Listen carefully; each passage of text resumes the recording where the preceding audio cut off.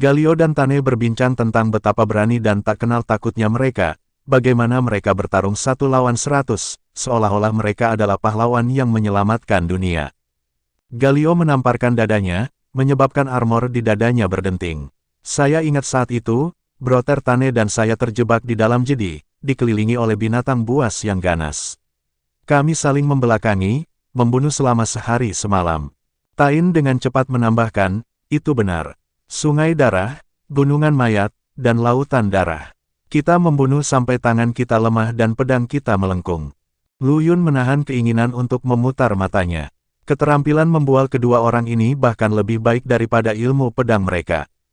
Dia mengangguk acuh tak acuh, ya, tindakan heroik kalian berdua benar-benar mengejutkan. Keamanan dunia luar diserahkan padamu. Jangan mengecewakanku. Ketika Galio dan Tain mendengar ini, mereka sangat bersemangat seolah-olah mereka telah diberi darah. Mereka segera berjanji untuk menyelesaikan tugas tersebut dan tidak pernah mengecewakan harapan Lu Yun. Lu Yun diam-diam tertawa di dalam hatinya, kedua orang bodoh ini begitu mudah dibodohi. Fuxi, pimpin, Lu Yun menoleh ke arah kedua orang suci itu, nadanya santai seolah sedang mengobrol dengan seorang teman lama, aku memahami situasi di surga melalui inkarnasi ilmu pedang. Setelah masalah ini diselesaikan, kami akan kembali. Jaga dewa-dewa kuno itu. Fuxi tersenyum dan berkata dengan sopan, semuanya tergantung pada pengaturan sesama penganut Tao. Setelah menerima undangan, dia mengatupkan kedua tangannya dan melafalkan nama Buddha dengan suara rendah, Amitabha, bagus, bagus, bagus. Hubungan antara Lu Yun dan orang suci itu rumit. Dia telah mempelajari warisan orang suci dalam identitas yang berbeda dan garis waktu yang berbeda. Jika benar-benar diperlukan untuk menentukan peringkat berdasarkan senioritas, bahkan dia sendiri mungkin tidak dapat mengetahuinya. Untungnya, kekuatan dan statusnya tidak seperti dulu lagi. Para orang suci juga bersedia memperlakukannya setara, dan mereka memanggil satu sama lain dengan lebih santai.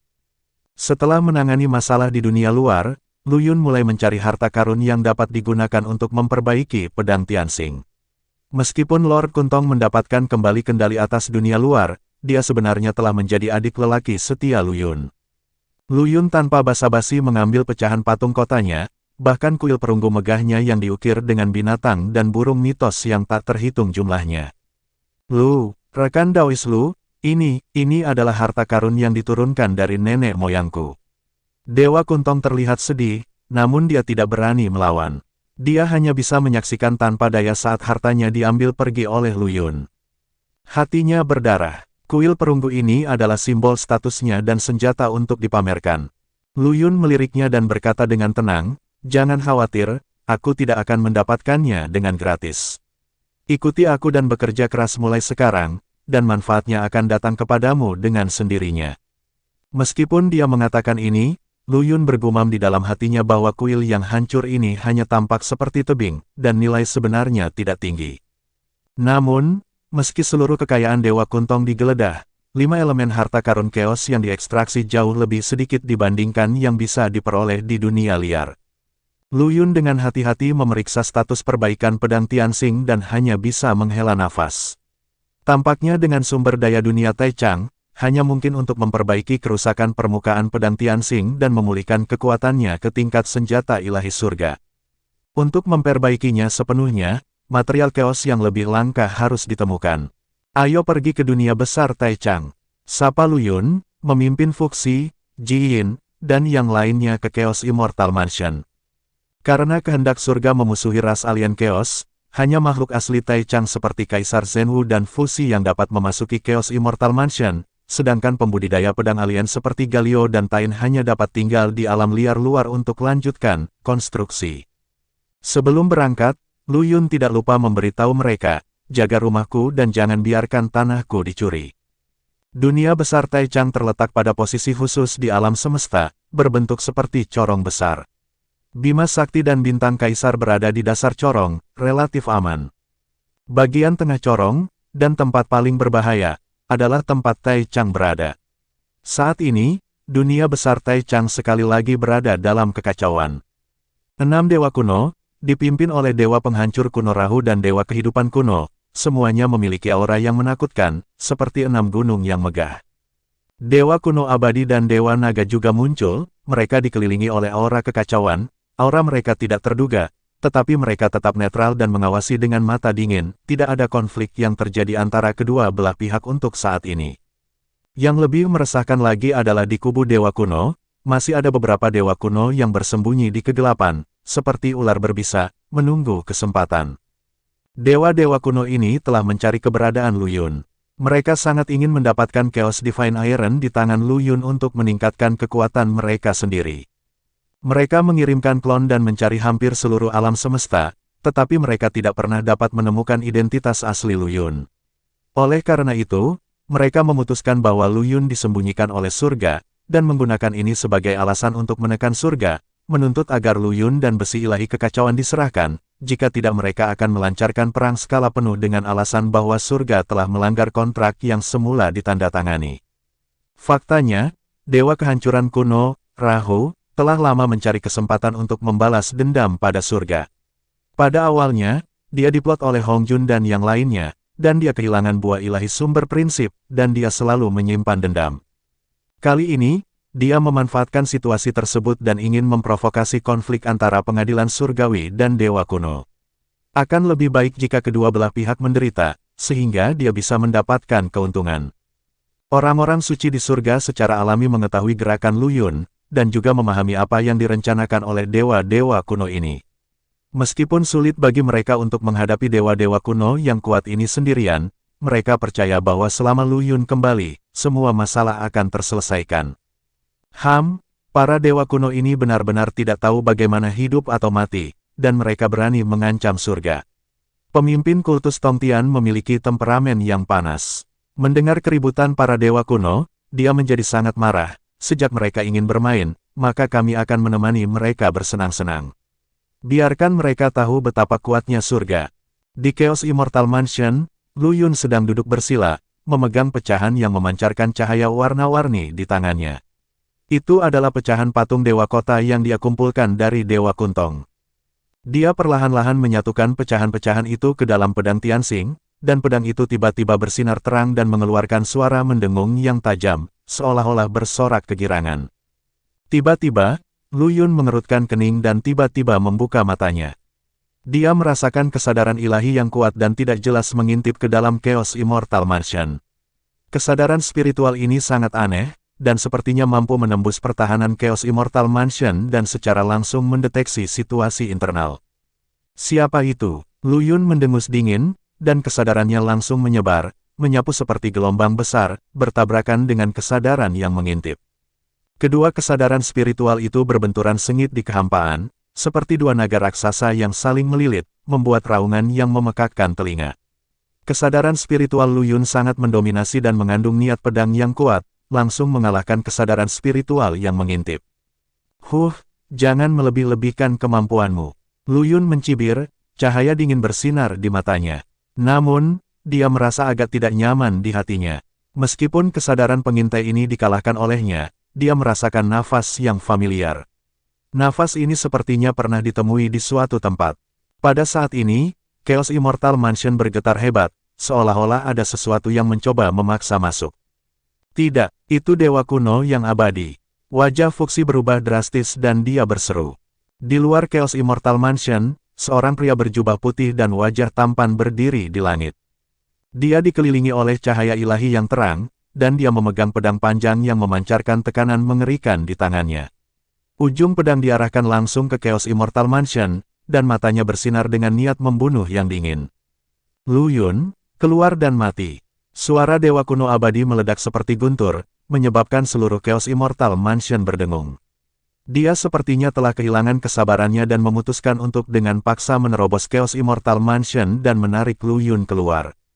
Chaos Immortal Mansion bergetar hebat, seolah-olah tungku pil akan meledak. Di dalam, Fuxi dan yang lainnya tampak serius, dan suasananya begitu menindas hingga membuat orang terengah-engah. Guncangan ini tidak datang dari istana abadi itu sendiri, tetapi dari dampak kekuatan tirani eksternal. Dewa kuno yang abadi ada di sini. Fuxi menghela nafas, dengan sedikit nada ketidakberdayaan, tapi lebih seperti keinginan untuk bertarung. Dia mengelus janggut panjangnya dan melihat dalam-dalam, seolah-olah dia telah menembus penghalang rumah abadi dan melihat pemandangan tegang di luar. Permaisuri Nuwa sedikit mengernyit, dan sedikit kekhawatiran muncul di matanya. Lu Yun belum meninggalkan pengasingan, jadi sekarang kita hanya bisa menghentikan dewa-dewa kuno ini. Dia melambaikan tangannya dengan ringan, dan cahaya lembut menyelimuti seluruh rumah abadi, memperkuat pertahanannya dan menahan dampak dunia luar. Bahkan dewa kuno abadi berani datang ke surgaku untuk menjadi liar. Aku akan membunuh mereka sekarang. Yuan Shi Tianzun mendengus dingin, dengan sedikit nada menghina di nadanya. Bendera Pangu di tangannya sedikit bergetar, memancarkan tekanan yang membuat jantung berdebar-debar. Jangan impulsif. Orang suci tertinggi perlahan membuka matanya, nadanya setenang air. Sekarang Lu Yun telah membawa kembali kekuatan baru, kita tidak perlu menahan diri seperti sebelumnya, juga biarkan mereka merasakan sakitnya. Pemimpin kultus Tongtian tersenyum dengan angkuh, itulah yang kuinginkan. Setelah menahannya sekian lama, aku sudah lama ingin meregangkan otot dan tulangku. Ayo bermain bersama mereka, seolah-olah pedang tajam akan terhunus. Di luar rumah abadi, dewa kuno abadi Sungsun dengan pakaian putih tampak seperti makhluk abadi yang terbuang, tetapi cahaya ilahi terang yang mengelilinginya dan pedang panjang yang memancarkan tekanan mengerikan di tangannya menunjukkan bahwa dia bukanlah orang yang baik. Dia mengarahkan pedangnya ke rumah abadi dan berteriak dengan tegas, "Lu Yun, keluar dan mati." Suaranya seperti guntur, meledak dalam kekacauan, menyebabkan rumah abadi berdengung. "Lohu, kamu penjahat yang berbahaya." Pada saat ini, suara pemimpin kultus Tongtian datang dari rumah abadi, dengan kemarahan yang tak terselubung, menabur masalah, mencoba membuatku di surga bertarung dengan dewa kuno lainnya. Halo, tuai saja manfaatnya menjadi seorang nelayan dan membalas dendam karena telah ditekan oleh Hong Jun saat itu. Hari ini, saya ingin memberitahu Anda bahwa perhitungan kecil Anda rentan terhadap Tongtian saya. Petik 2. Saat Master Tongtian selesai berbicara, 4 pedang suksian melesat dari udara dan berubah menjadi 4 lampu pedang tajam, terjalin dalam kekacauan, langsung membentuk formasi pedang suksian. Dalam formasi pedang, niat membunuh melonjak ke langit, energi pedang vertikal dan horizontal, dan ruang sepertinya terpotong menjadi potongan-potongan yang tak terhitung jumlahnya. Setelah formasi pedang pembunuh abadi diluncurkan, itu menjadi kekuatan penuh, dan momentumnya begitu besar sehingga ekspresi para dewa kuno di bawah komando Luohu, termasuk dewa kematian dan dewa perang kuno, berubah drastis dan mereka semua mundur, mata mereka penuh ketakutan. Luohu menghadapi serangan mendadak dari pemimpin kultus Tongtian, tapi dia tidak panik sama sekali. Dia mencibir, "Tongtian, kamu masih sangat tidak sabar dan mudah tersinggung, tidak heran kamu ditekan oleh Hong Jun saat itu." Dia dengan cepat membentuk segel dengan tangannya, dan cahaya kehancuran surgawi memadat menjadi pola misterius dan rumit di depannya, membentuk penghalang yang kokoh. Pada saat yang sama, dia mengayunkan tombak pembunuh dewa di tangannya, dan pola kehancuran melingkari ujung tombak. Dengan tekanan mengerikan dari darah dewa Pangu, itu menghantam formasi pedang pembunuh abadi. Ledakan, dengan suara keras yang memekakkan telinga, 2 kekuatan besar bertabrakan, meletus dengan fluktuasi energi yang menghancurkan dunia. Kekacauan melonjak, dan ruang terdistorsi, seolah-olah akan runtuh. Kehendak Tai Chang Tiandao merasakan kekuatan destruktif ini dan harus mengambil inisiatif untuk memperbaiki ruang yang rusak di sekitarnya untuk mencegah dunia hancur total. Dalam formasi pedang suksian, Master Tongtian tampak serius dan mengendalikan keempat pedang untuk menyerang terus-menerus. Energi pedang mengalir seperti hujan lebat, menghalangi semua rute pelarian Luohu. Luohu mengandalkan tombak pembunuh dewa dan cahaya kehancuran ilahi untuk melawan dengan gigih. Setiap kali ujung tombak diarahkan, itu membawa kekuatan mengerikan untuk menghancurkan segalanya dan merobek energi pedang. Untuk sementara, kedua kubu sempat menemui jalan buntu. Dewa Surgawi Purba, yang menyaksikan pertempuran dari kejauhan, mengelus janggutnya dan matanya berkedip, kekuatan Luohu ini tidak boleh diremehkan. Dia benar-benar bisa memaksa suatu gerakan untuk mencapai langit tanpa tertinggal.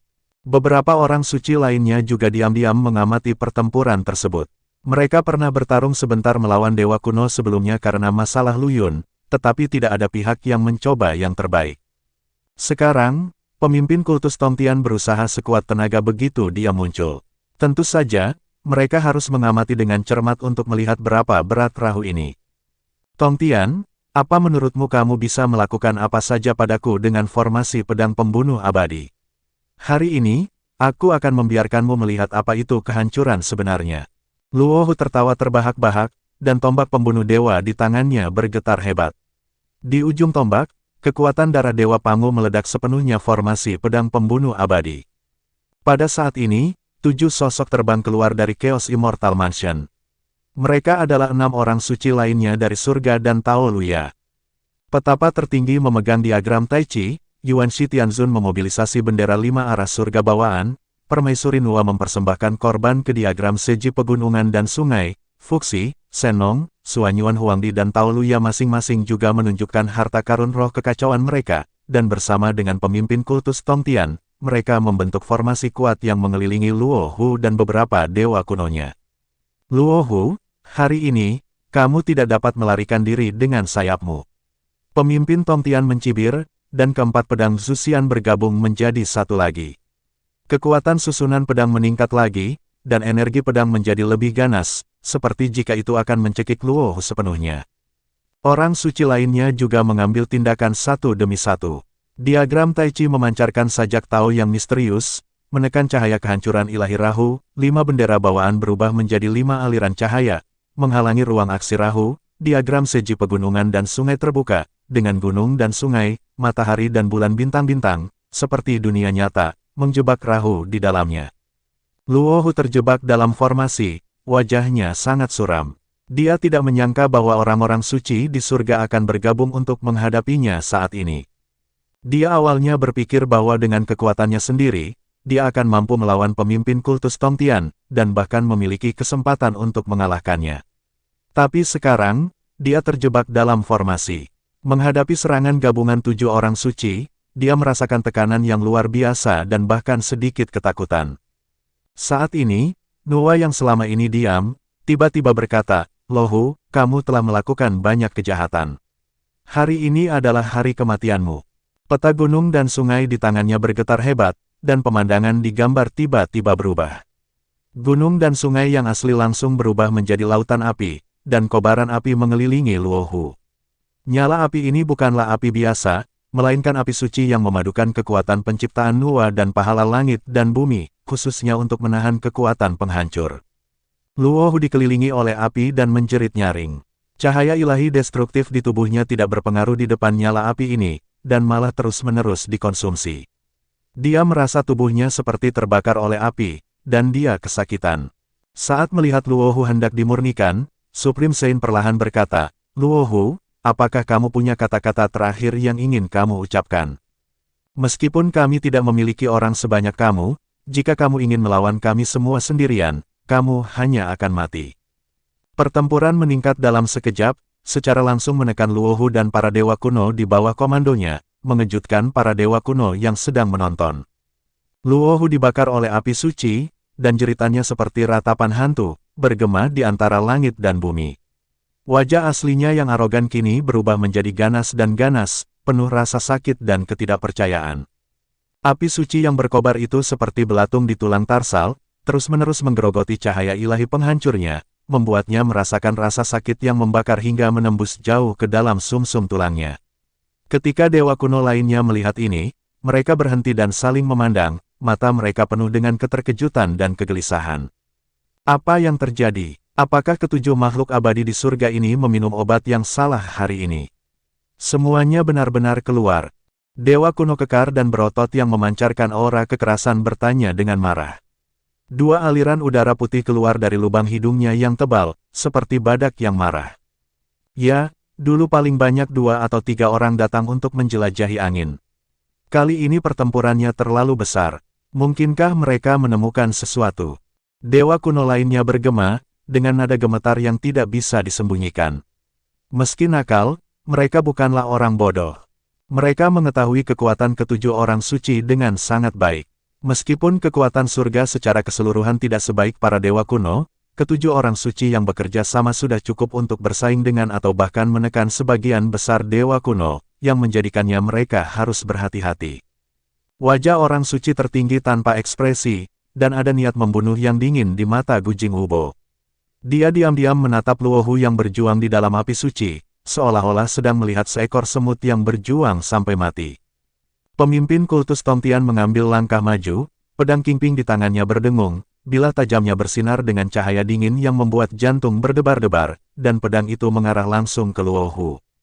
Dia berteriak dengan tegas, "Rahu, kalian para dewa kuno begitu serakah sehingga mereka seperti belalang melintasi perbatasan, menduduki dunia besar Taichang, menjarah sumber daya secara sembarangan, dan menghancurkan semua makhluk hidup.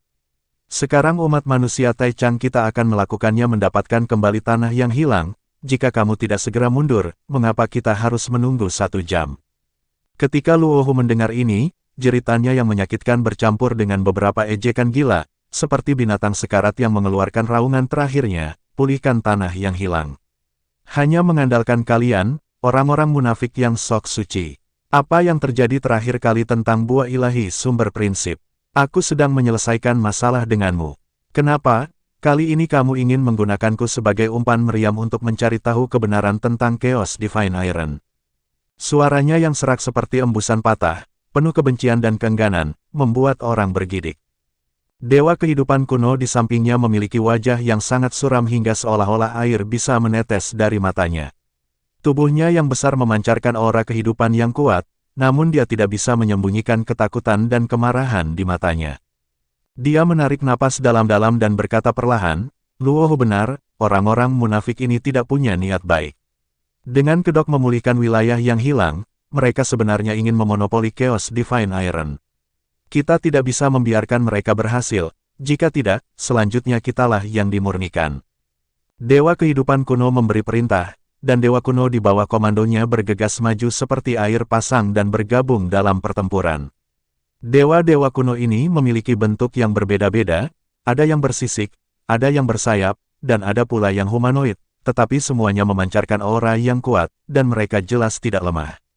Setelah melihat ini, dewa kematian kuno, dewa kuno Yin dan Yang, dewa iblis kuno, dan dewa neraka kuno menyadari bahwa situasinya tidak baik, mereka akan bisa melarikan diri. Akibatnya, mereka pun ikut bertempur dengan kekuatan mereka sendiri. Untuk sesaat, teriakan pembunuhan terdengar nyaring, dan cahaya senjata magis terjalin menjadi tirai cahaya yang cemerlang.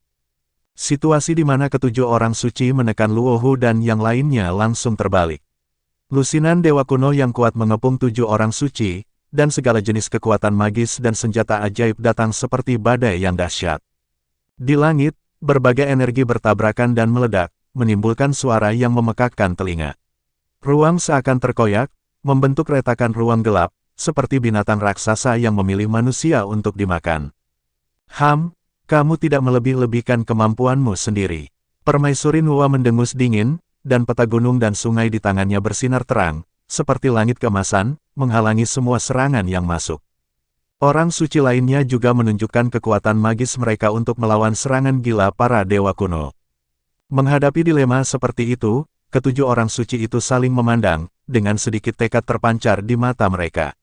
Mereka tahu bahwa jika mereka tidak bertarung sampai mati hari ini, mereka mungkin tidak dapat melarikan diri dengan utuh. "Rekan-rekan penganut Tao, aktifkan kekuatan garis keturunanmu," kata orang suci tertinggi dengan suara yang dalam, nadanya penuh tekad. 6 orang suci lainnya mengangguk satu demi satu, mereka secara bersamaan mengaktifkan darah manusia Taichang di tubuh mereka, dan kekuatan yang besar dan agung meledak dari tubuh mereka, melesat langsung ke langit dan menyebarkan awan di sekitarnya, membentuk pusaran besar. Kekuatan ini lebih murni dan lebih kuat daripada garis keturunan Pangu dari 12 penyihir leluhur.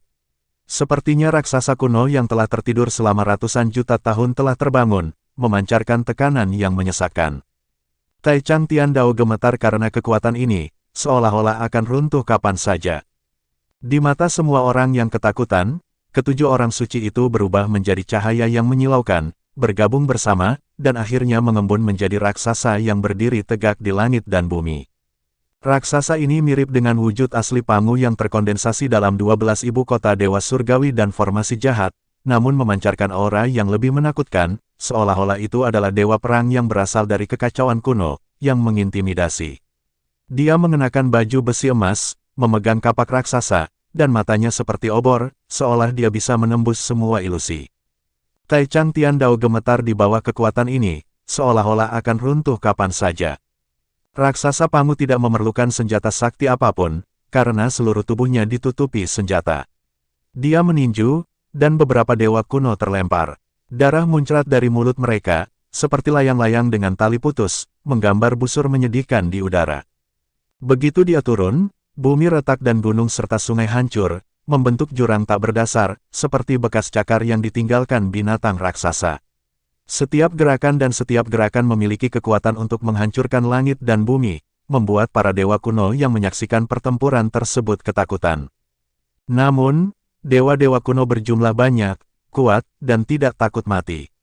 Meskipun raksasa Pangu sangat kuat sehingga dapat melukai beberapa dewa kuno, ia tidak dapat membunuh mereka sepenuhnya. Pertempuran berangsur-angsur menemui jalan buntu, dan kedua belah pihak harus membayar mahal. Tanahnya diwarnai merah dengan darah, dan anggota tubuh yang patah tersebar di mana-mana, seperti api penyucian di bumi. Pada saat ini, dua aura yang tersembunyi di kegelapan tiba-tiba meletus, seperti ular berbisa yang sudah lama tidak aktif, tiba-tiba menunjukkan taringnya. Dua kekuatan yang sangat kuat menyerang raksasa Pangu dari dua arah berbeda, membawa kekuatan untuk menghancurkan segalanya. Kedua kekuatan ini dipenuhi aura keabadian, seolah-olah telah ada selamanya dan abadi. Yang lainnya berisi kekuatan naga yang sangat besar, seperti naga dewa yang turun dari 9 langit, dengan keagungan yang tiada taraf. Itu adalah dewa kuno abadi dan dewa naga yang awalnya tetap netral, yang mengambil tindakan. Mereka diam-diam mengamati situasi, menunggu kesempatan terbaik, seperti berburu binatang buas, menunggu dengan sabar mangsanya mengungkapkan kekurangannya. Godaan dari Chaos Divine Iron membuat mereka akhirnya memilih mengambil resiko, seperti ngengat ke api, tanpa ragu-ragu. Dewa kuno abadi berubah menjadi sinar cahaya abadi. Kecepatannya sangat cepat, seolah-olah berteleportasi. Dia mendatangi raksasa Pangu dalam sekejap, dan menamparkan dada raksasa itu dengan telapak tangan. Dan Dewa Naga berubah menjadi naga emas setinggi 10.000 kaki, dengan sisik emas bersinar seperti emas. Ia membuka mulutnya yang berdarah, memperlihatkan taringnya, dan menggigit kepala raksasa itu dengan keras, seolah ingin menelan raksasa itu dalam satu gigitan. Perubahan mendadak ini membuat situasi pertempuran yang sudah menemui jalan buntu semakin kacau, dan keseimbangan antara menang dan kalah mulai miring lagi.